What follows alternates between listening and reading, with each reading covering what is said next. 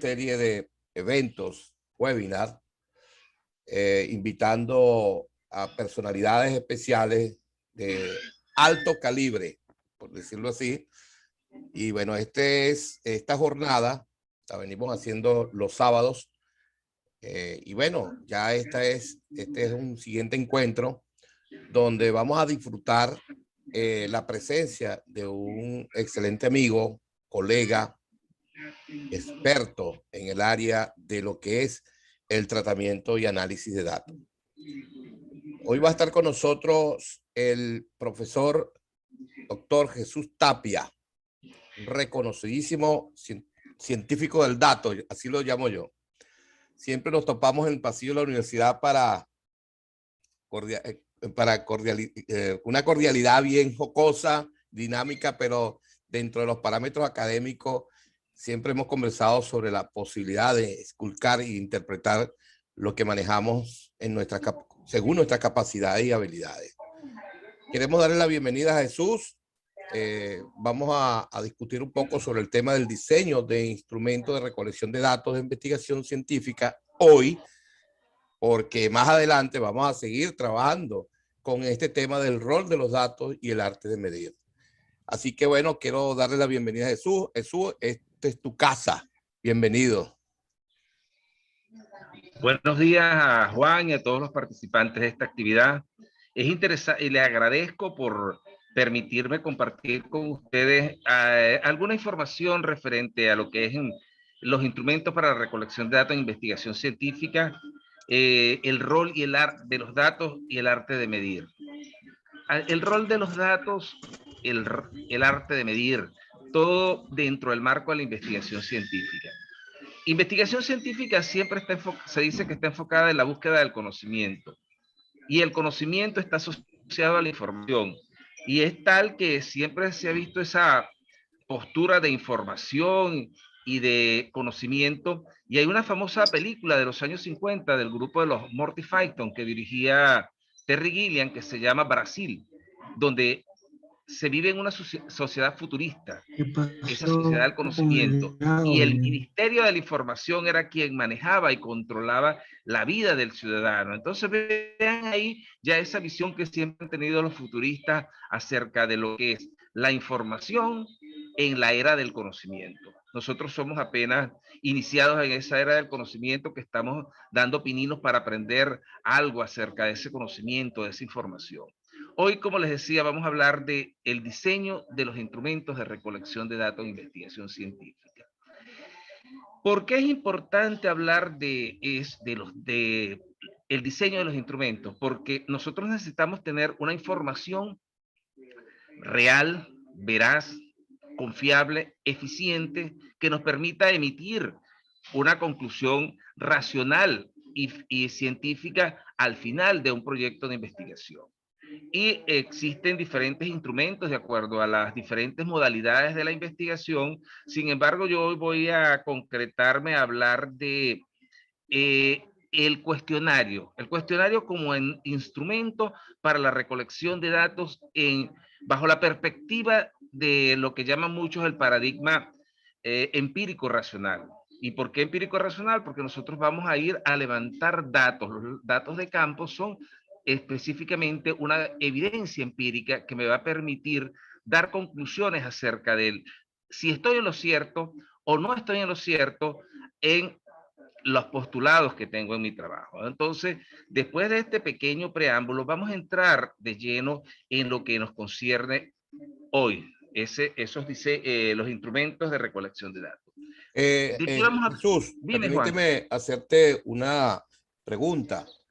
De verdad, creo que tenemos unos invitados aquí que me pido disculpas primero para darles la bienvenida a Ninosca, a todos los que estamos aquí, y la dinámica queremos seguir avanzando, pero si tienen alguna pregunta, levántenme la manito o simplemente me escriben por chat para comentársela a Jesús. Y la idea es digamos, compartir todas las dudas que podamos lograr en este poco tiempo que tenemos.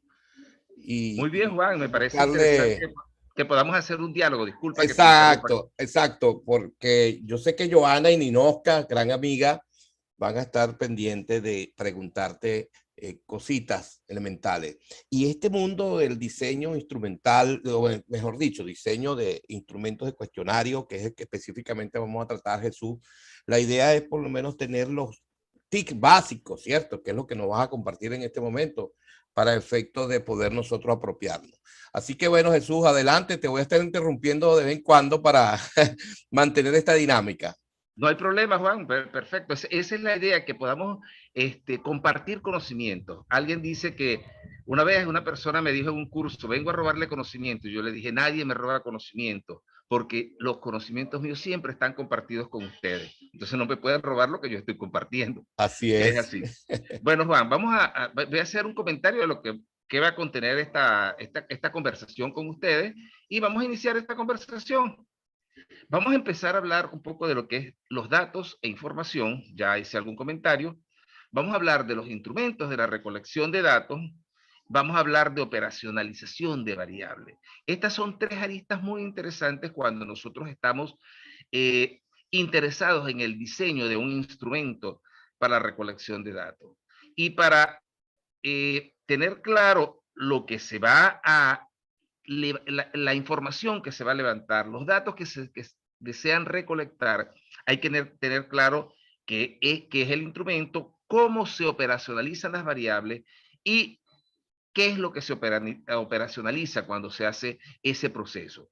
Hay que partir que en un proceso de investigación debemos tener claro el título de nuestra investigación, porque el título de una investigación es la piedra angular sobre la cual se va a basar la investigación. Nosotros en el título debemos tener claro qué, cuándo, dónde, cómo, en quién se va a investigar.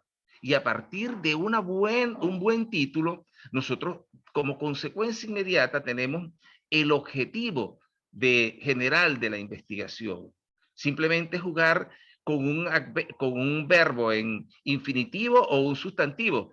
Hablamos de sustantivo cuando tenemos el título, y hablamos del verbo en infinitivo cuando estamos formulando el objetivo general de la investigación. Un buen objetivo general de la investigación me establece cuáles son las variables que voy a medir. De eso hablaremos más tarde, sobre medición de variables. Y al tener claro la definición del objetivo general, puedo operacionalizar variables. Y al operacionalizar variables, surgen las dimensiones, surgen los indicadores y surgen los ítems que conforman el instrumento. Y en ese momento, entonces, tenemos ya prácticamente los tres primeros capítulos del libro, del trabajo de investigación. En ese momento tenemos ya cómo abordar la realidad empírica sobre la cual vamos a trabajar para levantar la evidencia o los datos que deseamos obtener. Y recordemos que no debemos decir la data, hay que decir los datos, porque ese es un barbarismo terrible que la gente utiliza mucho. No, la data. Y recuérdense que data en inglés es datos, entonces yo no puedo decir en castellano la data, porque data en castellano está asociada en tiempo. Y nosotros hablamos español, amigo. Entonces, es eso los siempre datos. sucede, Jesús. Sí, Dame la son los data. vicios la data, y son los vicios que hemos obtenido de los periodistas, que los periodistas dicen la data, y no, son los datos. Es la Porque fe, data exacto. en castellano en español es referente a tiempo, data de 1800, por decir algo. Y fíjate algo, Bueno, Jesús, entonces, una cosa que tú comentaste al principio allí de este tipo de contenido es geolocalizar o segmentar el sitio de investigación, o sea, el campo, ¿no? Específicamente sí. dónde se van a recolectar esos datos. Es como una definición, una delimitación para que el espectro de información no, digamos, no sea tan abierto y variante. No sé si No, estoy en lo además de cierto. eso, mira, Juan, la delimitación de ese espectro sobre el cual yo voy a levantar la información debe ser precisa. ¿Por qué? Por razones de tiempo. Tú no puedes cubrir una población muy grande si tienes un tiempo definido. Por ejemplo, a ti te contratan como analista político para hacer una segmentación de mercado en una campaña política, y tú no puedes dedicarte a estudiar toda la población, porque cuando terminas de levantar la información de toda la población, ya pasó la campaña electoral. Entonces, ¿de qué sirve? Entonces, ese es el mejor ejemplo que yo Ese es siempre el le mejor pongo de la ejemplo. limitación. Efectivo. Entonces, basándonos en eso, entonces nosotros tenemos que hacer una buena delimitación. Ese es un tema que podríamos discutir en otro momento cuando hablamos de poblaciones y muestras. Y entonces empezar a hacer todo el análisis y por qué, qué características y cómo debe ser esa muestra que nosotros vamos a estudiar. Pero eso lo dejamos para otro momento, Juan. Y con mucho gusto podemos Perfecto, hablar. perfecto. Sí. Bueno, entonces voy a empezar con una frase que me dijo un amigo, mi amigo Lucas van Baalen, un amigo de ascendencia alemana, perdón, holandesa. Lucas me dijo un día, el estadístico es el psicoanalista de los datos. El investigador científico acude al estadístico cuando los datos presentan problemas. Es muy cierto que la gente cuando tiene un problema con el análisis de los datos busca el estadístico, pero resulta que el estadístico debe estar presente en cualquier investigación científica desde el inicio cuando se va a construir el instrumento de recolección de datos para establecer ciertas pautas y para establecer realmente que la muestra que tienes es la correcta, que no tienes ni más ni menos individuos de lo que debes ubicar. O sea Para que lograr el esto, psicoanálisis, desde el punto de vista general, ¿no?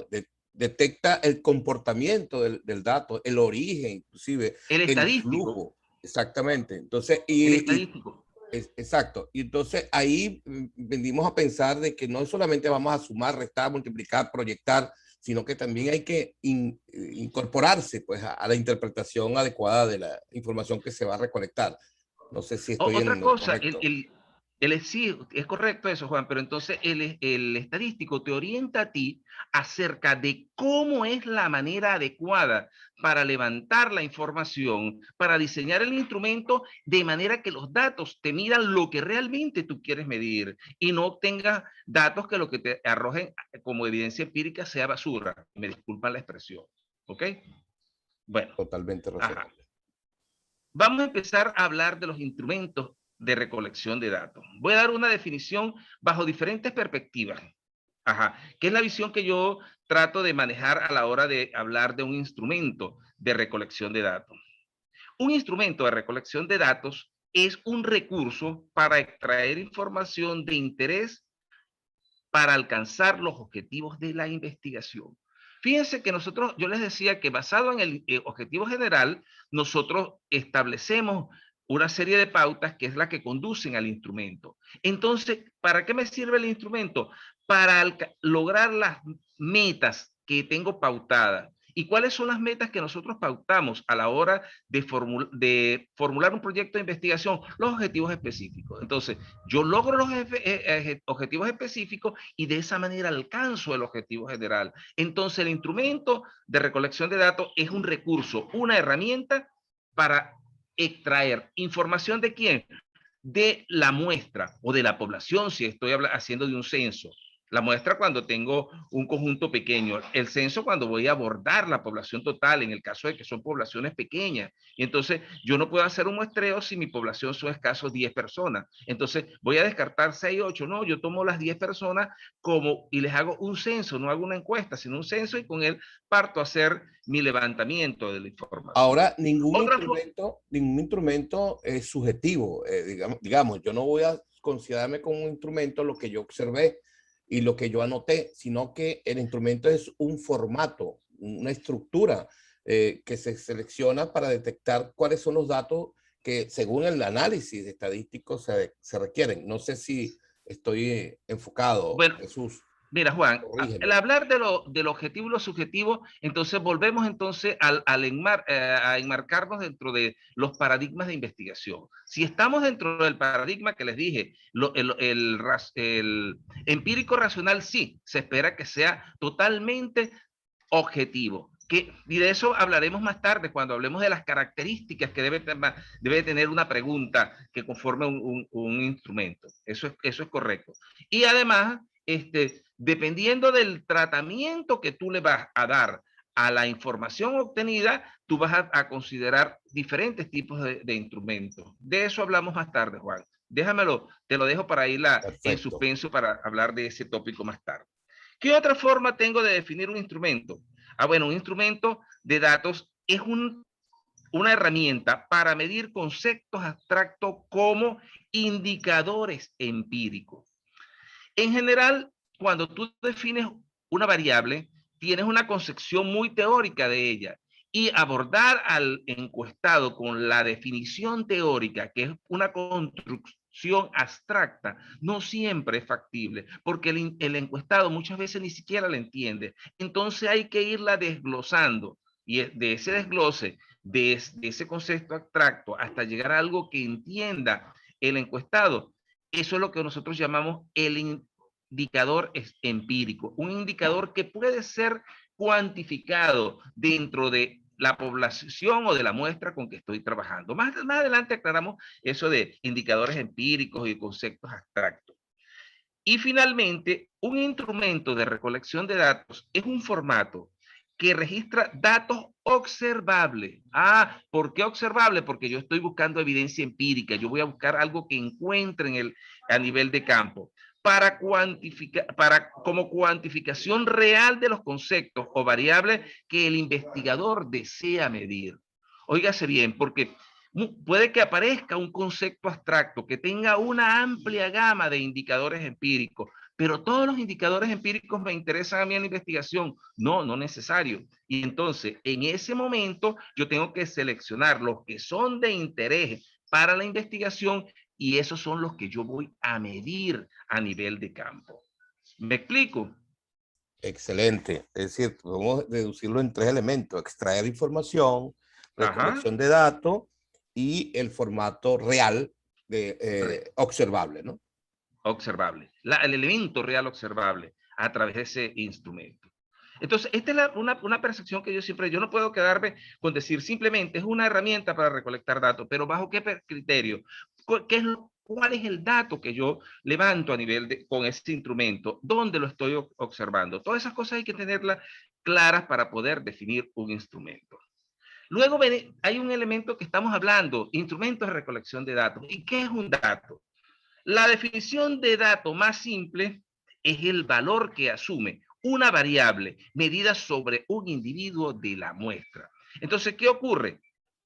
Que nosotros hablamos de variables y las variables, ¿qué es una variable? Simplemente una característica. Y esa característica nosotros la queremos medir, la queremos cuantificar en los individuos que nos interesa. Y en ese momento estamos seleccionando ¿qué? Una muestra. Y ahí vamos a levantar esa información. El dato es el valor que asumen los indicadores empíricos de las variables de interés. Entonces volvemos a la condición de que como la variable tenemos que llevarla a nivel de indicadores empíricos, entonces lo que yo voy a medir, lo que voy a levantar, lo que voy a recolectar en campo es simplemente la respuesta a los indicadores empíricos. Y hay que tener claro qué es eso de indicador empírico. Más tarde lo hablamos. Y un último elemento asociado al dato es que dato es la unidad mínima de información. ¿Por qué es la unidad mínima de información? Porque vamos a las dos definiciones anteriores. La información que vamos a levantar es una evidencia empírica. ¿Dónde está? ¿Cómo se mide? A través de los indicadores. ¿Y dónde la mido? En los individuos que conforman la muestra. Entonces, la mínima unidad de información es aquella que tiene que ver con los datos de mi muestra y con los indicadores empíricos que seleccioné como elemento para medir la información que deseo medir. Entonces, esa es la definición de dato. Ese ente tan abstracto que todos le tenemos miedo y es una cosa tan simple. Es la mínima unidad de información. Partiendo de ahí podemos llegar a cualquier camino que nos tengamos pautado sobre una investigación científica. Ahora fíjate, Jesús, Ajá, el dime, Juan. dato en concreto, bueno, yo me quedo con esta última, pero los demás obviamente son más científicos. Y el dato solo, por sí solo, no es una información, es un dato, es una información aislada, por decirlo así. Debe estar complementario, debe ser un complemento con otro dato para generar una información en concreto, ¿no? Eso es correcto, Juan. Por eso yo no digo el instrumento para recolección de datos, sino de datos. Porque debo tener una base de datos, un conjunto de datos que tenga que como es una variable que es común, que es lo que estoy midiendo, pero que haya una variabilidad, porque si la información que me dan es la misma para todos los individuos, no hay variabilidad, no hay volubilidad del comportamiento humano, entonces hay poco que analizar. Todos sabemos lo que se quiere medir, no hay investigación, ¿verdad? No hay conocimiento. ¿cierto? Es una información común de la cual podemos dialogar todos los que manejamos ese tema. Eso es correcto. Sí. Hemos hablado entonces de que indicadores empíricos, hemos hablado de datos y hablé un momento de una variable. Entonces, el problema de investigación siempre es medir variables, siempre es establecer variables. ¿Y cómo definimos una variable? Entonces, una variable, la forma más simple de definirla, es una característica común entre los individuos de una muestra de interés para la investigación. Mira, si yo estoy estudiando la opinión de los consumidores de una marca de cigarrillos determinada, yo tengo que ubicar aquí a los consumidores de cigarrillos. Una persona que no consume cigarrillos no es de mi interés, ¿verdad? Porque ellos, al no consumir, ¿qué me pueden decir? No sé nada, no sé nada. Entonces tengo que seleccionar esa muestra que es de interés en la investigación y establecer la característica común que tienen ellos y que me permite a mí levantar información. Eso es como segmentar, ¿no? Segmentar, digamos, la muestra. Cuando... No. Eso no es segmentar. Explícame. Segmentar una muestra es cuando yo tengo diferentes estratos que tienen la característica común, pero que pueden dar opiniones distintas. Por ejemplo, yo puedo segmentar la información acerca del consumo de cigarrillos, pero en diferentes edades, en grupos etarios. Y entonces ahí sí Ok. estoy segmentando la Exacto. muestra en grupos etarios. Es distinto Una vez a lo que... recolectada la muestra. Una vez establecida la muestra, exacto. porque la muestra no se recolecta, la muestra se Perdona. establece. Cierto. No, discúlpame tú que yo sea tan quisquilloso en el manejo No, del es que lenguaje. tú eres el experto. Bueno, y entiendo que esa segmentación se puede generar varias segmentaciones una vez recolectada la muestra, ¿no? No, establecida la muestra. Después Establecida, que perdón, establezco la establecida la muestra, muestra. yo puedo definir segmentaciones. Por ejemplo, si yo estoy haciendo un estudio de mercado, que es una herramienta fabulosa de opinión, yo debo segmentar el mercado para conocer las diferentes opiniones del consumidor. Si yo estoy haciendo una segmentación del mercado político, porque las encuestas políticas es una segmentación de mercado, pero el producto que vendo es el candidato, entonces yo voy a segmentar de acuerdo a los intereses y la aceptación o rechazo que tiene cada uno de los candidatos políticos. Y obtengo un perfil de qué es lo que el pueblo espera de esos candidatos. O así como podría obtener un perfil del consumidor de acuerdo a la intención de compra que tenga en un momento determinado o la aceptación de un producto. Entonces ahí es donde hago una segmentación, una clasificación para, con técnicas a priori o posteriori, aplicar técnicas de clasificación estadística. Excelente. Es otro tema. Sí. Bueno, ¿qué otra cosa podemos tener de las características? Mira, esa característica se puede definir de diferentes maneras. Y entramos aquí en el meollo del asunto. Esto es lo importante de manejar cuando yo estoy interesado en construir un instrumento de recolección de datos. A mí me parece que es muy interesante el manejo de estos términos porque cuando yo comencé, yo vengo de una formación en ciencias, en matemáticas. Mi formación nunca era trabajar con elementos de información empírica. Yo trabajaba con conceptos matemáticos y la investigación en matemática no se hace con ningún instrumento, se hace bajo otro enfoque, el enfoque propio de las ciencias básicas, de las matemáticas específicamente. Y recuerdo que una vez, cuando llego a la UNEYES por el año 94, traía una investigación a punto de concluir y en las primeras jornadas de investigación que hubo después de mi llegada, propuse ese trabajo, pedí que me lo codificaran y el coordinador de investigación en ese entonces, mi gran amigo hoy en día, no lo voy a nombrar, llegó y se negaba a aceptarme el trabajo porque el trabajo carecía de muestras, carecía de población y carecía de la definición empírica de variables. Y yo le dije, bueno, mira, en todo trabajo no se utilizan esas herramientas y la investigación que yo hago no encaja dentro del paradigma empírico racional que estás enfocado. Y eso me costó bastante la decisión del... Y fíjate, Jesús, en función a... una profesora, dime. No, que en función a eso, generalmente estas situaciones deriva pues una cierta diferenciación de apreciación, cuando se desconoce específicamente este tipo de definiciones en concreto. Entonces, eso puede generar una cierta entre diálogos, porque el comprender específicamente cuál es la característica de una población, de una muestra, de un dato, la selección, el análisis, eso genera necesidad de tener unos términos en común, ¿no? Que es lo que Sí, generalmente no, y otra cosa, Juan, es que no todos manejamos el enfoque de investigación que manejan otras personas. Y entonces ahí ponerse, como se dice vulgarmente, en los zapatos de otro es difícil. Y entonces ahí viene el problema. Entonces vamos a esa caracterización de las variables para llegar al instrumento. Nosotros tenemos una primera definición de variable, la definición conceptual que se puede dar. Y esta es la definición abstracta de la característica de interés. Oye, la definición abstracta. ¿Qué significa eso? Es la definición en términos más generales, más teóricos. Es una especie de filosofar acerca del concepto. Y es una forma de definir la variable que no puede, que para usarla a nivel de campo es casi imposible. Por ejemplo, yo te digo a ti, vamos a estudiar la accesibilidad de los estudiantes a los cursos de cuarto nivel de la UNEYE. Y si yo le pregunto probablemente a un estudiante de posgrado de la UNEYE, mira, ¿qué me puedes decir de la accesibilidad a la educación de cuarto nivel acá en la UNEYE? Me dice, ¿accesibilidad de qué? Porque estoy dejándolo demasiado abstracto. No he concretado qué es lo que quiero preguntarle ni qué quiero medirle.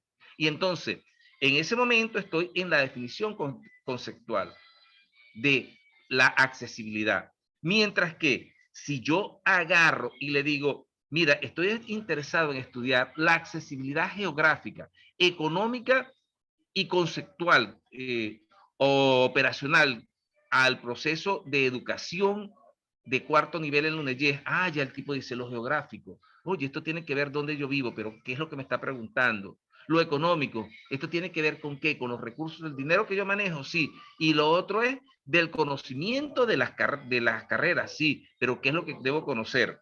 Entonces aparece una segunda definición, que es la definición operativa.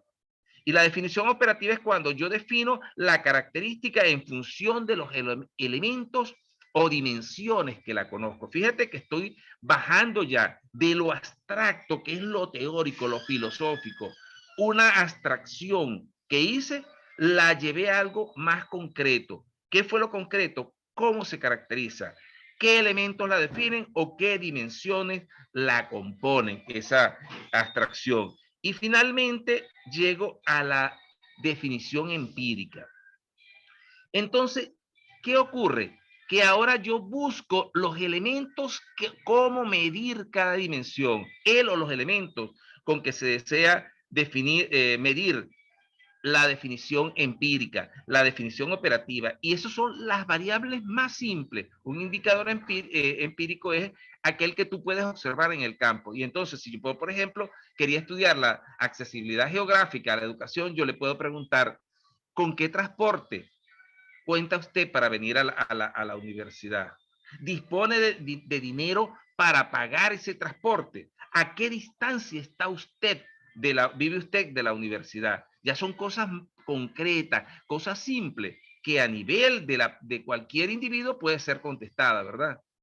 es Entonces he bajado interesante de e lo abstracto, de interesante. lo operativo a lo empírico. Y lo empírico es lo que yo puedo medir en campo. Me decía Juan. No, interesante, chicos, la cantidad como de visión de definición de una variable en función pues a esta necesidad de, digamos, definir una muestra específica.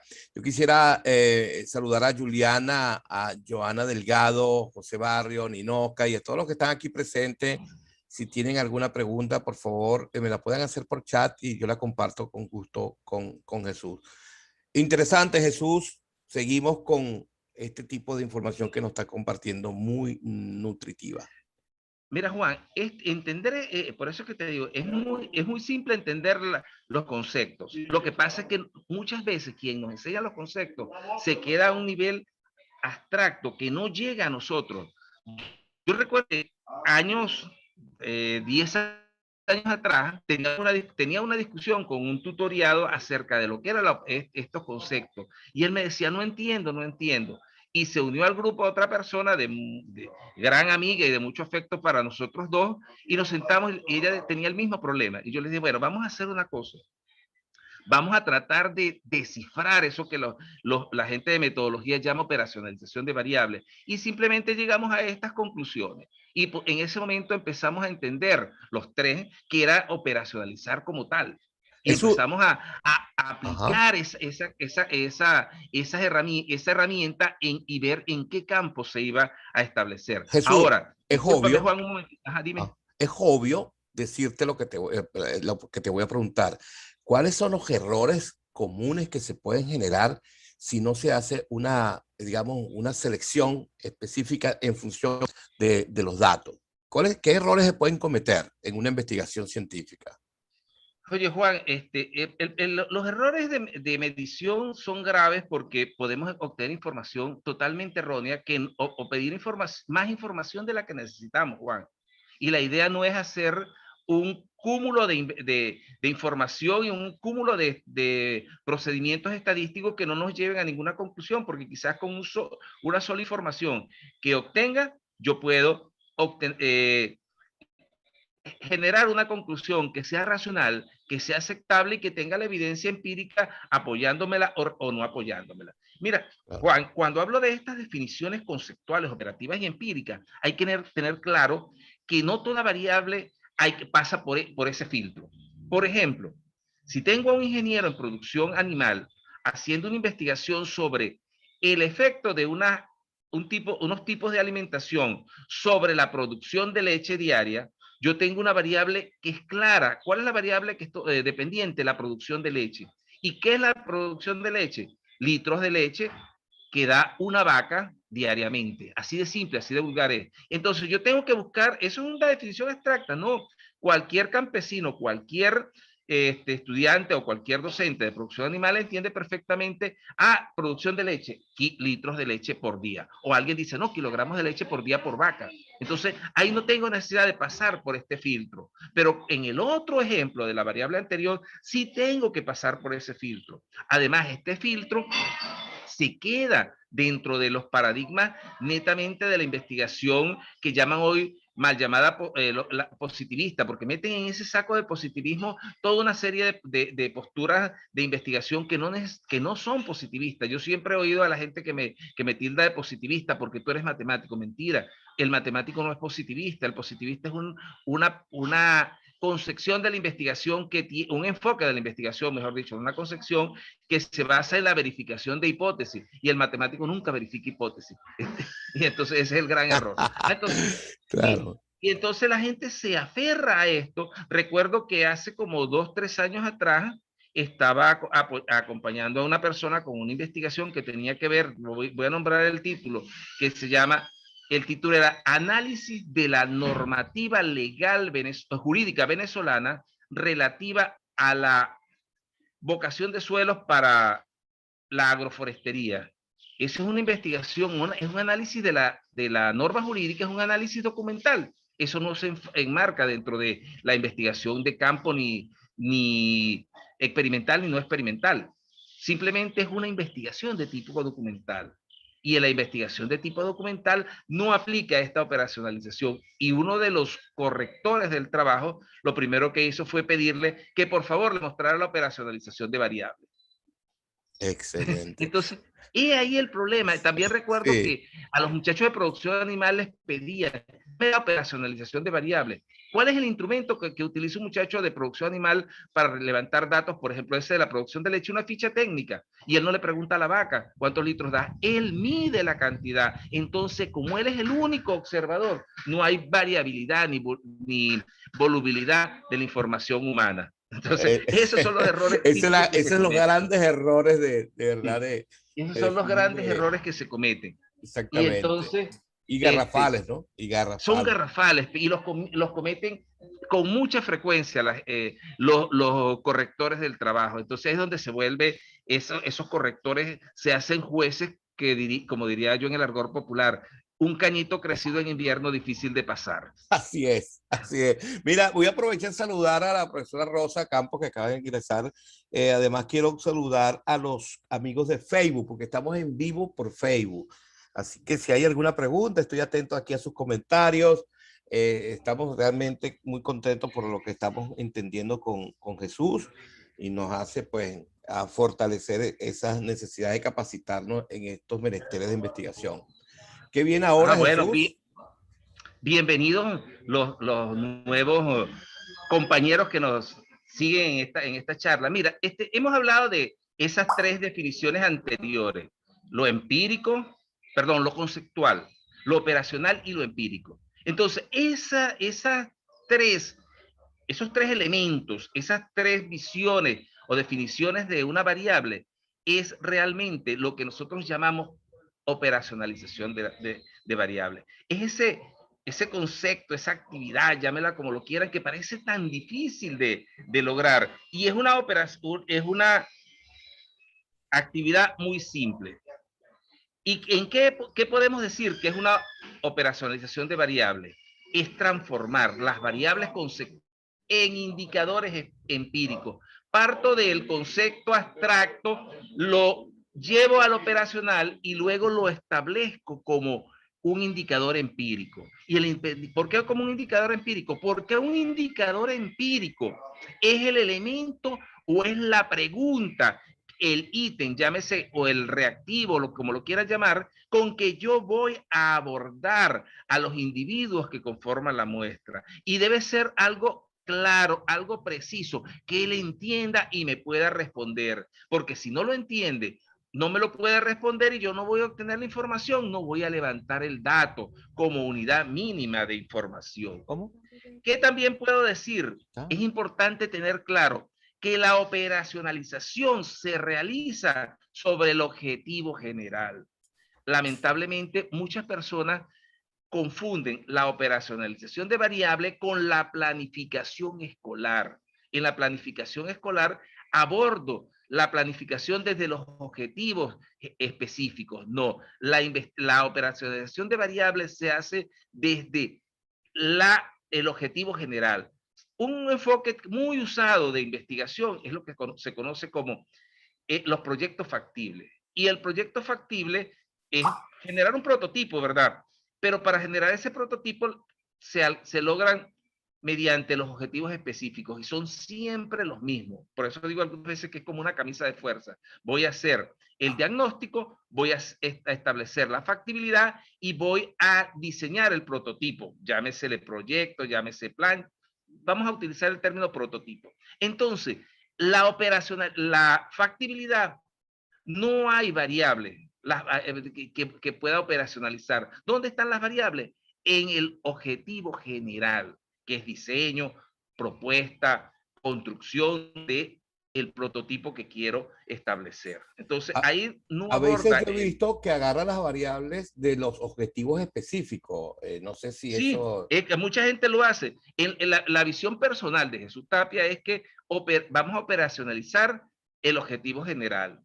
La otra vez, un caso particular de mi sobrino, él estaba haciendo un trabajo y yo le dije, vamos a operacionalizar el objetivo general. Hicimos la operacionalización y él entrega su trabajo y a la hora de la discusión del trabajo hubo alguien que le dijo que debía hacer que por qué estaba haciendo la operacionalización con el objetivo general. Él le dijo, mi asesor, que es mi tío Jesús Tapia, él me recomendó hacer esto, esto y esto por tales razones. Y él le planteó los argumentos que yo le había dado. Entonces, uno de los jurados dijo, bueno, si tu tío te dijo, eso es correcto, pero yo lo hago de otra manera. El problema es que yo lo hago de otra manera. Yo aprendí y creo que la forma correcta, en mi opinión, es utilizar el objetivo general. En primer lugar, te quitas un poco de trabajo de estar operacionalizando variables que se repiten muchas veces en los objetivos Y ahí específicos. empieza toda Están la historia. resumidas. Ahí ¿Cómo? empieza, que ahí empieza toda la historia de lo que tú vas a emprender como investigador, Sí. ¿no? De ese proyecto, de esa propuesta, Es que ¿no? regreso a lo que te dije al comienzo de la charla, Juan. El título me da a mí la información necesaria para construir o formular el objetivo general. El objetivo general me define de inmediato las variables. Y al definirme las variables las puedo operacionalizar, y al operacionalizar variables voy a construir instrumentos. Entonces debo apegarme a eso, al objetivo general. Jesús, ¿y a qué la pasa con lógica. esas personas que dicen que los títulos pueden cambiar durante la investigación? No se corre el riesgo de, digamos, de dinamizar la implementación de las variables. ¿Qué Mira, opinas tú Juan, de ese premisa? pueden hacerse cambios, pero no sustanciales. Cambios de posiblemente del manejo inadecuado de conectores o de estructuras gramaticales, pero no de lo que estoy midiendo, ni de lo que ni dónde, ni cuándo, ni cómo. Ah, correcto. Y por aquí nos preguntan por aquí nos pregunta Juliana, que todo tipo de investigación lleva a operacionalización de variables. Ya voy para allá, ya lo dije y aquí lo voy a recordar. Ajá. No siempre, no siempre es necesario operacionalizar las variables. Ah, ¿por qué? ¿Qué les dije hace poco? Si estoy haciendo una investigación de campo experimental, que es el caso que planteaba, medir, establecer el efecto de 3 tipos de raciones alimenticias en la producción de leche en una unidad de producción tal. Entonces, ¿qué ocurre? La variable ahí es la variable producción de leche, la variable dependiente, y la independiente son los tipos de raciones. Es tan preciso. ¿Qué es la producción de leche? La cantidad de litros de leche que me da una vaca diariamente. Yo no necesito hacer ningún tipo de operacionalización ahí. Ya ahí está claro el concepto empírico. El indicador, ¿cuál es? Litros de leche. Entonces yo no tengo por qué hacer operacionalización. Si estoy en una investigación de tipo documental, cuando estoy haciendo un análisis cualitativo de la información, como el ejemplo que había planteado anteriormente, tampoco es necesario operacionalizar variables. ¿Correcto? Entonces, no siempre es Perfecto, así. ¿Y en qué perfecto. consiste la operacionalización? En esa escalera que tengo acá, una escalera descendente. La variable conceptual, que es concepto abstracto. La variable operativa, que son las dimensiones, las características que definen la variable desde el punto de vista conceptual. La variable empírica, que son los indicadores de campo que yo quiero medir. Y los ítems, que son las preguntas, los constructos con que voy a abordar a la muestra. Entonces, si la variable es tan precisa que la definición conceptual coincide con la operativa y con la empírica, no hace falta una operacionalización, sino que formulo de inmediato los ítems, y con los ítems voy a hacer mi instrumento y voy a abordar la muestra. ¿Estamos ahí? Estamos bien, estamos muy claros. ¿Alguna pregunta? No, Por por ahí veo que ahora. está conectada la profesora Roselena. Bienvenida, Sí, profesora. sí, Rosa, ¿cómo estás? Ninosca, ¿cómo estás? Ninoca, Quiero que saluden. Vamos a ver, vamos a pasar a asistencia aquí. Aquí Joana Delgado, ¿cómo estás, Joana? Te queremos oír. ¿Qué opinas hasta el momento de la exposición del profesor Jesús? Joana, probando Joana a la 1, Joana a la 2. Ok, la profesora Rosa no tiene salida de voz. José Barrios, ¿cómo estás tú, José? ¿Qué tal? ¿Cómo va la disertación que tiene el profesor acá? Muy buenos días a los participantes. Sí, todo bien, todo bien. Ok, Habían bueno, alguna, sí, lo que estaba comentando el profesor sobre los proyectos factibles es muy cierto, ¿no? Ahí yo pienso que también la gente que revisa en los aspectos metodológicos eh, es muy subjetivo. Hay una gran subjetividad con la experiencia que yo tengo. Es decir, el profesor lo acaba de comentar, hay personas que tienen una posición, hay otras personas que tienen una posición B, es decir, no se ponen de acuerdo. Si hay un panel de un jurado, por decirte que son tres personas que van a disertar sobre un determinado tema de investigación de un estudiante, entonces hay una serie de contradicciones entre ellos, porque cada quien tiene una posición muy personal sobre los aspectos metodológicos, y eso es una de las cosas que yo critico mucho, porque no sé realmente, le dejo la pregunta al profesor, ¿no? A ver qué es lo que está pasando realmente, ¿no? Yo por lo menos particularmente, yo soy ingeniero, ¿no? Primero que no soy profesional de las ciencias sociales, y fue muy enmarcado en el área de ciencia porque también estudié física. Y entonces yo veo que hay el área de las ciencias sociales es muy diversa y entonces hay una serie de situaciones que no están muy claras en los aspectos metodológicos. ¿Mm? Entonces, yo Sí, no sé si el profesor me explica un poco lo que está ocurriendo, porque realmente yo me alejo un poco de eso. Ahorita estoy muy alejado porque es que y algunas veces hay discusiones, ¿ves? Dentro de los aspectos metodológicos que no tienen sentido, ¿eh? está bien, José. Tienes una total coherencia en lo que estás comentando. Mira, Bueno, Jesús, Juan, ¿qué le ocurre? Juan, no hay una receta mágica para lograr ese consenso, pero sí hay algo importante. Nosotros debemos romper con las parcelas de conocimiento. Yo no puedo decir que por el hecho de que yo soy matemático, yo no me puedo acercar a las ciencias sociales. Y las ciencias sociales no pueden decir que pueden acercarse a las ciencias básicas. Cuando logramos romper y nos quitamos la concepción de las parcelas de conocimiento, porque el conocimiento es universal, nosotros podemos tratar de entendernos mejor.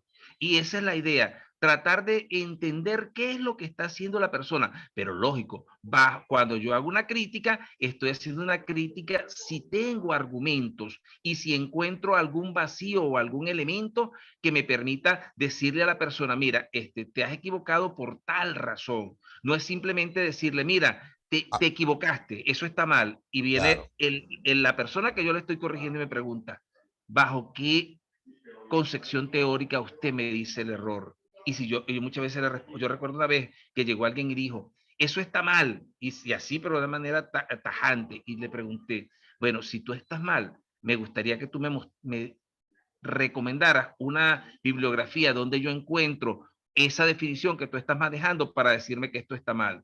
Y me dijo, bueno, en este momento no tengo ninguna referencia bibliográfica que darte.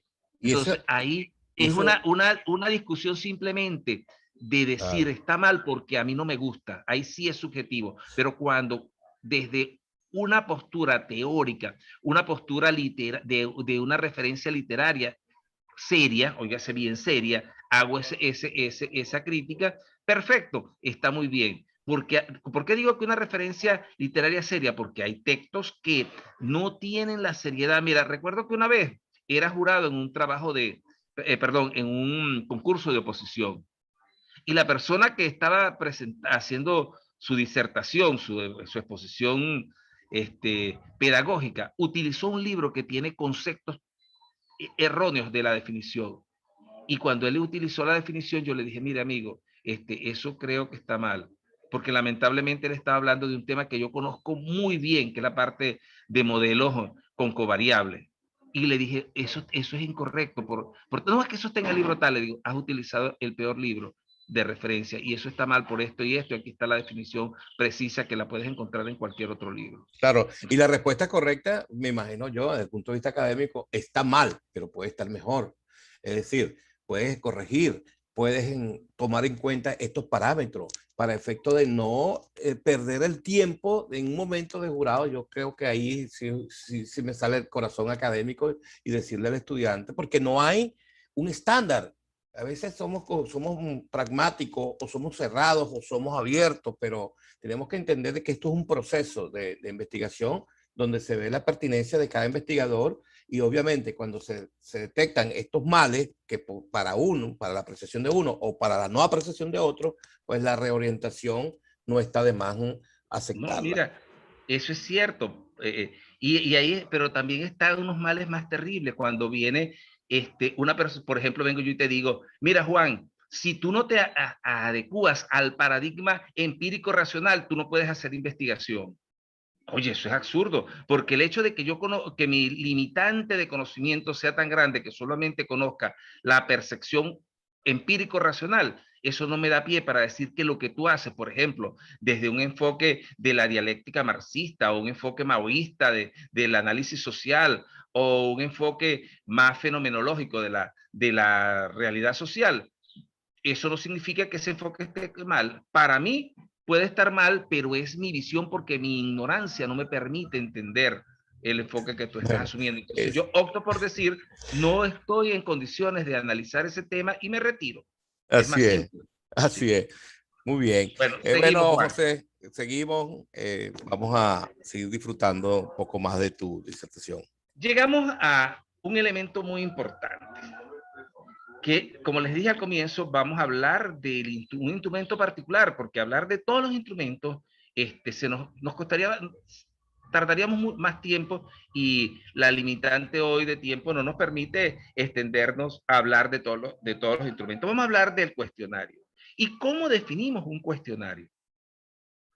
Entonces, fíjate que una definición, yo estoy tratando de utilizar las definiciones más simples y 2 o 3 definiciones por lo menos para tratar de entender el concepto del cual se quiere indagar. Primera definición de cuestionario es un medio útil y eficaz para recoger información en un tiempo relativamente breve. ¿Te acuerdas que te dije que el tiempo era importante a la hora de levantar información? Porque si yo dejo pasar mucho tiempo, la realidad cambia. Como dijo Einstein, solamente el cambio es permanente. Entonces, al darse esa realidad cambiante, nosotros vamos a tener que la información que obtuvimos ya no es pertinente, ya no es relevante para el tema. Entonces, debemos levantar información en tiempo relativamente breve que sea útil y que sea eficaz. Entonces, ahí tenemos la presencia de la primera definición de un cuestionario. Jesús, voy a decir algo absurdo, Dime. discúlpame, voy a decir algo absurdo. ¿Quiere decir entonces que una investigación con un mismo título se puede repetir en el tiempo por efecto de este tiempo breve que tú estableces? Mira, hay investigaciones que sí pueden ser precederas. Por ejemplo, el caso que yo te dije, tengo un estudio del mercado electoral y tengo una elección cercana. Entonces tenemos que hacer un estudio en el periodo breve posible para saber si yo tengo la posibilidad de ser candidato o no. Porque si tengo un rechazo total, sería bastante necio lanzarme como candidato. En cambio, si tengo una aceptación muy alta y me la dan, me la da la evidencia empírica de la segmentación del mercado electoral, entonces yo debo considerar con bastante seriedad la inscripción de mi nombre a candidato a Es decir, que cargo. la investigación se convierte prácticamente en una metodología que se debe aplicar en otro periodo de tiempo. No sé si estoy saliéndome del punto. Mira, yo ese término de una metodología me parece que es un término que se ha hecho modismo, porque todos, Sí. no, la metodología de la charla de hoy. No, no, no, ahí no hay ninguna metodología. Entonces, decir que eso es una metodología, la investigación no se debe decir. La investigación es, la metodología es la herramienta que yo utilizo para hacer el levantamiento, para llevar a cabo mi investigación, más no la investigación es una metodología. La metodología es una herramienta para la investigación, Juan. Ahora Entonces, tienes mucho disparo. Y ahora, en cuanto al cuestionario, ¿qué otros elementos tienes ahí de definición? ya voy hacia allá. Vamos a seguir con el cuestionario. Puedo definir el cuestionario como el instrumento de recolección de datos bajo el enfoque empírico racional. Esa es la definición que para mí es clave, porque si yo estoy trabajando bajo la concepción empírico-racional, yo debo tener un cuestionario, que ese es el elemento clave para levantar información en ese escenario. Y otra definición. Un ejemplo de ese caso particular, porque cuando nos hablas de enfoque empírico racional, ahí me estás metiendo un poco en un enfoque muy instrumental, ¿no? ¿Qué te estoy diciendo acá? Quiero toda información debe ser sometida a un proceso de decisión racional. Y para hacer esa información racional, yo debo tener una evidencia de campo, una evidencia empírica que me la sustente. Entonces, ahí está la definición del cuestionario como el instrumento para recolección de datos bajo ese enfoque. ¿Por qué? Porque yo voy a abordar a un conjunto de individuos llamado muestra con un instrumento que ellos me van a contestar y las respuestas que ellos me den es mi evidencia empírica y esa evidencia empírica me va a permitir tomar una decisión racional de lo que yo estaba proponiendo. La propuesta puede ser cierta o puede ser aceptada o rechazada, ¿verdad? o mejor dicho, puede ser no rechazada o rechazada. Y en ese momento estoy hablando de un enfoque empírico racional. ¿Bajo qué? Bajo el supuesto de que la evidencia empírica fue correcta, y para que sea correcta debo tener un buen instrumento. ¿Qué debo tener? Un buen cuestionario que me dé las respuestas adecuadas. ¿Ok? Excelente. ¿Algo más, Juan? No. Seguimos con las preguntas. Y finalmente, la parte más simple. El cuestionario es una serie de preguntas ordenadas que buscan obtener información de parte de quien las responde para servir a quien pregunta o ambas partes. Entonces, una serie de preguntas, yo abordo con esas preguntas al entrevistado, al cuestionado, como se le quiera llamar, y esa información que él me da es de interés para mí como investigador, pero también puede servirle de interés a él. ¿Por qué? Porque después que yo hago el levantamiento de la información, él me puede decir, mire, me podría facilitar los resultados de su trabajo. Y cuando él obtiene los resultados de mi trabajo, él dice, oye, mira, pero si yo estoy haciendo esto de manera incorrecta, porque el 90%, el 100% de las personas están en desacuerdo conmigo y los resultados que ellos obtuvieron fueron mejores que los míos. Entonces le sirve al encuestado. Por ejemplo, cuando hago un trabajo de campo no experimental, a un comerciante para segmentar el mercado, yo le pido la opinión de él sobre el mercado y al final, cuando yo logro la segmentación del mercado, él ve cómo está actuando el consumidor en ese mercado potencial o cautivo que él tiene y él me dice, oye, mira, lo que tú me dijiste me sirvió para mejorar las ventas. Entonces le sirve a la persona que contestó el cuestionario. ¿Cuál es la información que yo levanté? Yo creo que casi nadie hace eso. ¿Cómo? Que casi nadie, por error. Lo considero por error no, y que muchas veces en nuestro país lamentablemente no se tiene confianza en los estudios de mercado y en las investigaciones de tipo social. ¿Por qué no se tiene tanta confianza? Te voy a decir algo. Recuerdo que en una oportunidad alguien me abordó para hacer un estudio de mercado de un centro comercial que se iba a abrir. Te estoy hablando de mediados del comienzo de los 2000 por ahí. No recuerdo la fecha, creo que fue el 2003, 2004. Y cuando abordo había una pregunta que le hacían a los entrevistados. ¿Cómo se considera usted? ¿Introvertido o extrovertido? Y hubo personas que contestaron, entre comillas, contestaron, soy introvertido. Más tarde le preguntaban, ¿qué hace usted en el fin de semana? Y él decía, tomar tragos, ir a la discoteca, compartir con mis amigos. Entonces, una persona introvertida dedica el fin de semana a tomarse tragos, a ir a la discoteca, a compartir con los amigos. Hay una contradicción. ¿Y por qué hay una contradicción? Porque eso es lo que yo siempre he denominado una encuesta de cafetín. Una encuesta de cafetín, hago dos encuestas en un cafetín, me tomo un café y mientras me tomo el café empiezo a llenar encuestas falsas que lo que dan es información que no tiene ninguna importancia, objetivo, que no es relevante.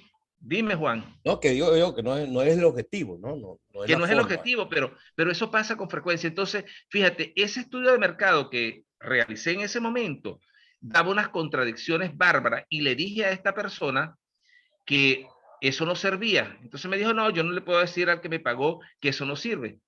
Y se lo entregaron. Y cuando abrieron el centro comercial, crearon una feria de comida y en 3 meses la feria de comida estaban el 90% de los locales cerrados porque habían sugerido locales de comida thai, comida japonesa y toda una serie de comidas bien interesantes, exóticas, pero de un café, producto de un café. No, en el centro comercial, pero que resulta que en esa localidad donde se abrió el centro comercial no había una cultura ni gastronómica ni buen paladar para ir a consumir esos productos. Mira, es triste. José, perdón, y una que te planteo, una situación que está pasando ahorita con este cambio radical con la situación de la pandémica, ¿no? Muchos restaurantes cerraron y cerraron no tanto por el problema de la pandemia, sino que no utilizaron otros medios alternativos de comunicación como las redes sociales, por ejemplo, y se han visto en la obligación de migrar antes de tiempo.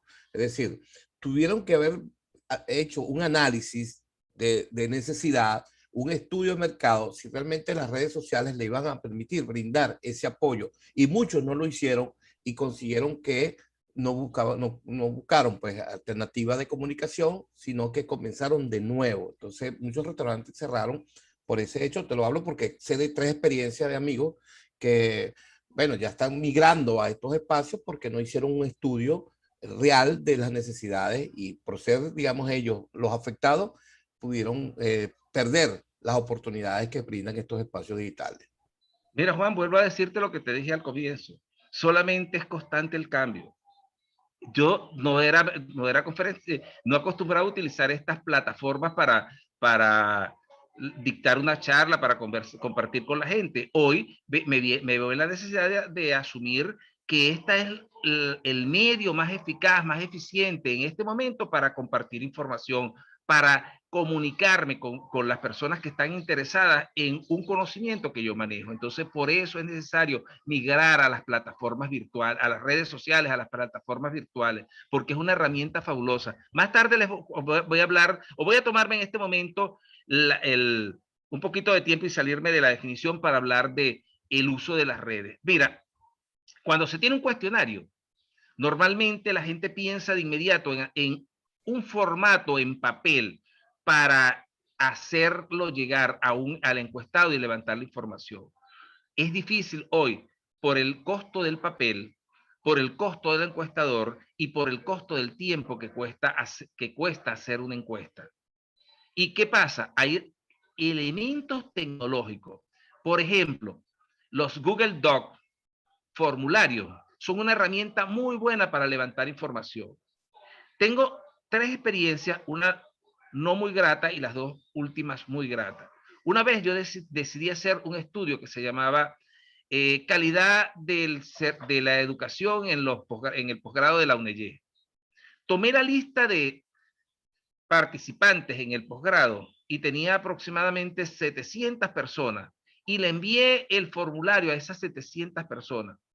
2 personas me respondieron y las 2 personas, uno que era muy amigo y la otra persona que sabía del interés mío del trabajo y me dio la respuesta, me dieron respuesta. Los demás nadie contestó. ¿Por qué? Por un problema de cultura comunicacional. No tienen cultura del manejo de las encuestas por vía electrónica, vía online, como lo llamamos hoy. Mientras que a finales del 2017, se habló aquí en Barinas de abrir UNEARTES. Hoy ya está abierto UNEARTES. Y en ese momento participo en el proyecto de la apertura de la universidad y propuse que se hiciera un estudio de factibilidad en el sentido de saber cuál era la matrícula de estudiantes y cuál era la posible matrícula de docentes que podían impartir la docencia en esa universidad. Decidí preparar 2 instrumentos, uno para los candidatos docentes y otro para los candidatos a alumnos. Conseguí listas y listas de correos y eran tan largas las listas que enviaba correos hoy y Gmail me decía, se agotó su cuota de correos por el día de hoy. Esperé 24 horas. Y entonces envié tantos correos y mira, y fue bastante buena la aceptación, que me contestaron el cuestionario, casi 2.000 alumnos y 450 docentes. Oye, con eso se hizo el análisis de factibilidad y bueno, UNEARTES ya está hoy aquí en Barinas, ya tiene 2 años. Pero también tuve la oportunidad que este año, con el caso que en ese momento no teníamos la situación pandemia, este año con la situación pandemia, me encontré con el sobrino de un amigo que estaba haciendo un trabajo de grado como ingeniero en sistemas. Y hicimos un instrumento. El instrumento se le envió a la población total, que eran 36 personas que eran de interés para nosotros. ¿Y sabes cuántas respondieron? 32. Oye, fue una aceptación bárbara del grupo y se hizo la prueba piloto, se levantó la información y el muchacho presentó su trabajo de grado. Entonces, fíjate que cómo ha ido evolucionando el escenario Y hoy nosotros tenemos, y el primer ensayo que hice con el Google Doc formulario, lo hice en el 2013, a mediados del 2013. El otro lo hice a finales del 2017 y este lo hice ahorita en el 2021.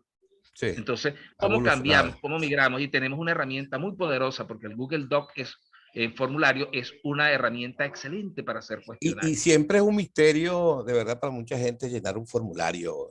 Creo que un elemento de enganche para efectos de lograr que el formulario realmente sea llenado, porque a veces la gente dice, bueno, lléname este formulario sin explicar con detalle de qué se trata y el interés particular. Y yo recomiendo mucho que enviemos el formulario con un video o con un audio explicativo para que la persona entienda, porque a veces esos lectores no captan el mensaje real de esto. Hacia allá vamos, Juan. Hacia allá vamos. ¿No? Hacia allá vamos. La próxima lámina vamos a hablar de eso, Juan. Vamos a continuar con nuestra presentación. Avancemos.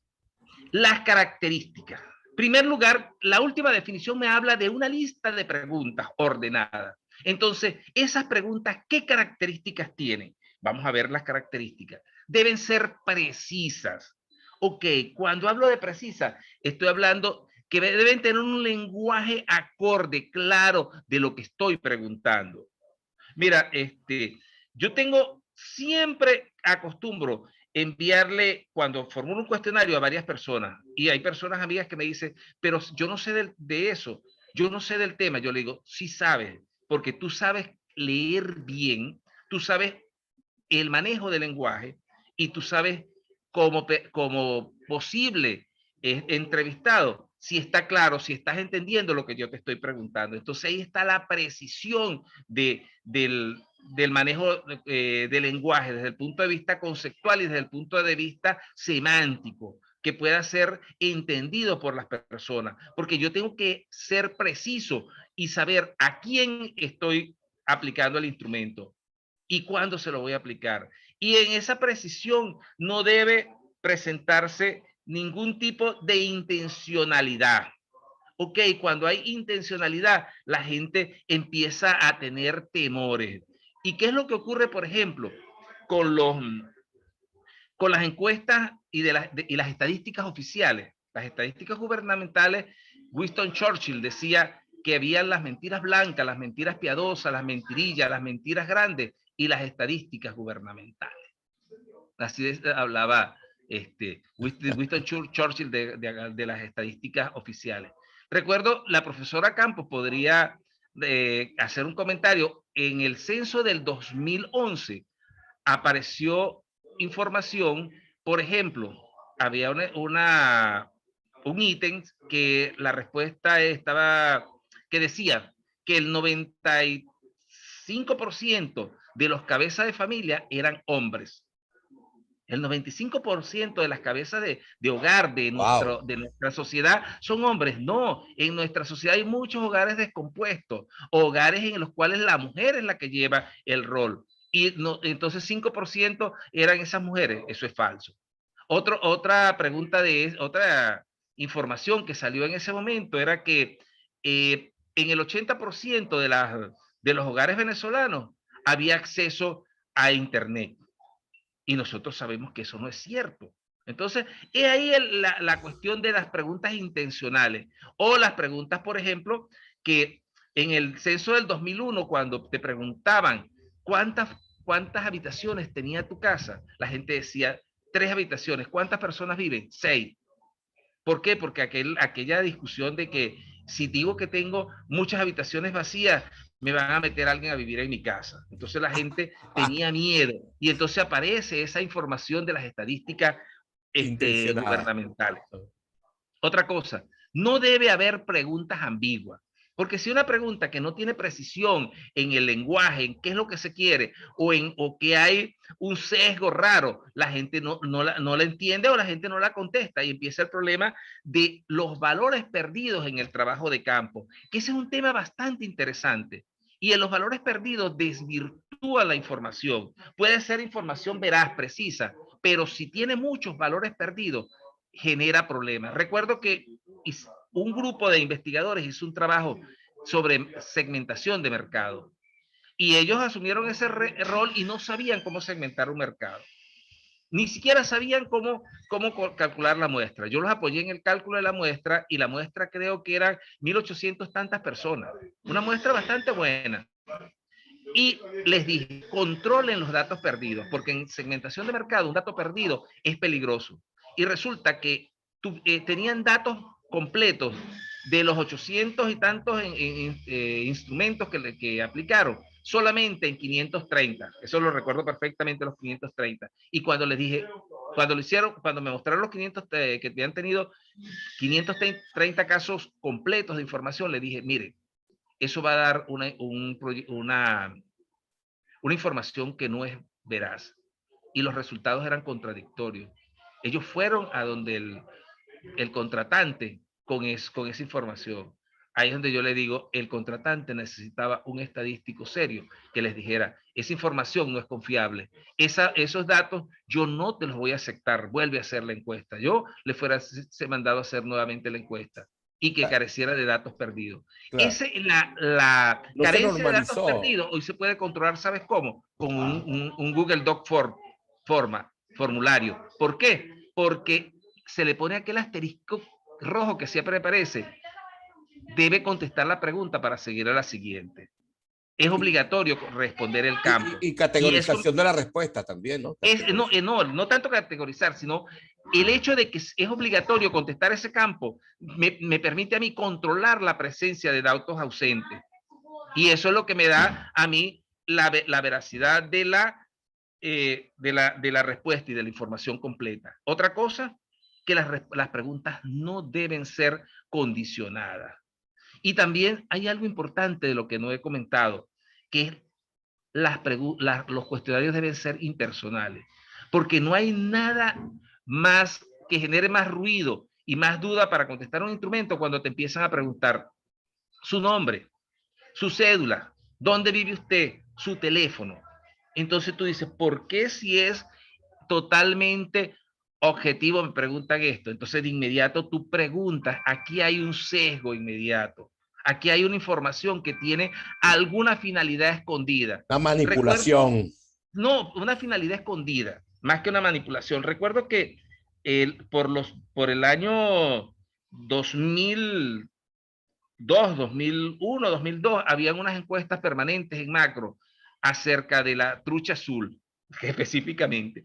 Y te hacían una serie de preguntas y otra cosa era que te pedían datos personales. La gente los contestaba. Hay el caso de una señora que contestó y de inmediato a los días la llaman y le dicen, mire señora, usted se ha ganado 2 días gratuitos en la trucha azul. Tiene que venir a llenar los datos para que venga, para que aproveche su estadía. Cuando la señora va, le dice, mire señora, si usted se lo ganó, pero sería recomendable que usted nos comprara una acción. Y además, yo caí. No, espérate ahí. Tú caíste. Y su estadía aquí está sujeta a que no puede venir en días de semana ni en periodos de asueto. No puede venir fines de semana ni periodos de asueto. Ahí si está. Trabajas, ¿cómo ibas a dejar tu trabajo para tomarte esos 2 días? Claro, bueno, claro. Mira, al menos las vacaciones personalizadas.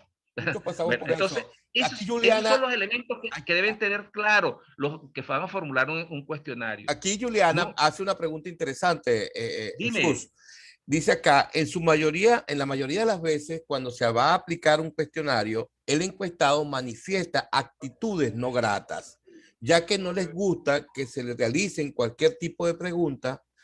Y ella además pregunta, Juliana, ¿qué recomienda, a qué hora debe aplicarse este cuestionario? Fíjate, ahí hay 2 cositas interesantes. Mira, en primer lugar, hay algo interesante ahí. Lo primero es que debe ser un cuestionario corto. Los cuestionarios muy largos cansan al encuestado.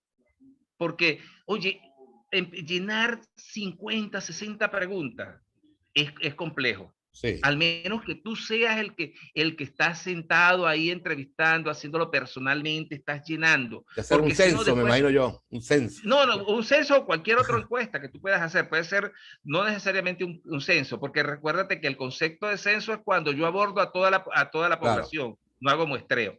Pero yo puedo tener un muestreo y puedo abordar personalmente a el individuo que me va a aportar información. Y él se va a cansar de tanto tiempo dándome respuesta. Entonces, el conjunto de preguntas debe ser corto. Tampoco hay que delimitarlos, como por ejemplo, este muchacho al que le hablé del estudio que hicimos reciente a través de Google Docs. Él me dijo, a nosotros no nos permiten tener más de 12 preguntas en los cuestionarios. Oye, yo puedo necesitar información relevante que puedo llegar a 15, 20 preguntas. Y 20 preguntas no es un cuestionario largo. Pero imponer esa camisa de fuerza, no más de 12 preguntas, es difícil. Exacto. Y fíjate, Porque, ella plantea... Y entonces, no, y otra cosa, Juan, ¿en qué momento? No hay un momento indicado, salvo que yo recomendaría no llegar en horas tarde de la noche, no llegar a la hora de la formalidad de siempre. Mantener la formalidad de siempre. Voy a llegar en un horario en que no le genere malestar a la persona. Ahora, si es online, si es online ya sería si es online, otro tipo ya no hay, interacción. Esa limitante se rompe. Otra cosa, Juan, si la persona que yo voy a encuestar me dice que no está dispuesta, que se siente indispuesta en ese momento de contestarme el cuestionario, no debo insistir. Simplemente no insisto y cambio, oye, necesito otra persona, bueno, voy a buscarme Porque si otro. te lo responde la próxima vez, te lo va a responder a mala gana.